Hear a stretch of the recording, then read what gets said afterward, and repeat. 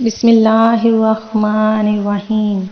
اللہ کے نام سے شروع جو بڑا مہربان نہایت رحم کرنے والا ہے۔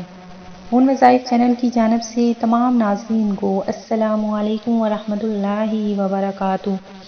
میں اپنا چینل مون وظائف کی جانب سے آج آپ کے لیے ایک اور بہت ہی پیاری سی اور بہت ہی پیارا سا خاص سا وظیفہ لے کر آپ کی خدمت میں حاضر ہوئی ہوں۔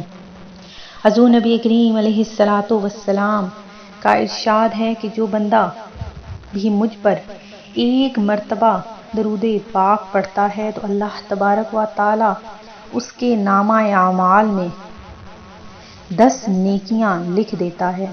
تو ناظرین، اچھی بات فرمان مصطفیٰ صلی اللہ علیہ وآلہ وسلم ہے کہ میں ٹیک لگانے کی حالت میں نہیں کھاتا، تو ہمیشہ ہمیں ٹیک لگا کر نہیں کھانا چاہیے بلکہ دسترخوان پر بیٹھ کر آرام سے ایک گھٹنا کھڑا کر کے کھانا چاہیے۔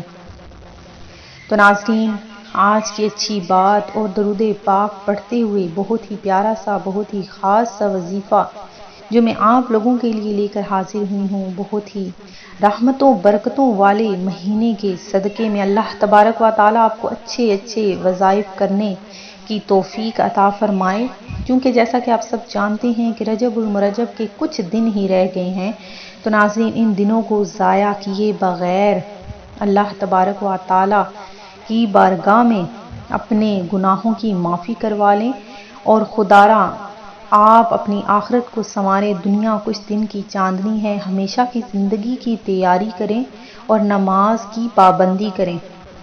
ایک سچے عاشق الہی عاشق مصطفیٰ کے لیے اتنا ہی کافی ہے کہ نماز میرے رب نے فرض کی ہے تو میں نے اسے ہرگز نہیں چھوڑنا، یہ میرے محبوب کا حکم ہے۔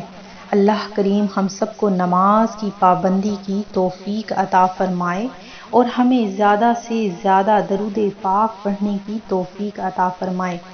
تو ناظرین، جو میں آج آپ لوگوں کے لیے وظیفہ لے کر حاضر ہوئی ہوں، وہ آپ نے 27 رجب سے پہلے ایک سورت، چھوٹی سی سورت پڑھ لینی ہے انشاءاللہ عز و جل۔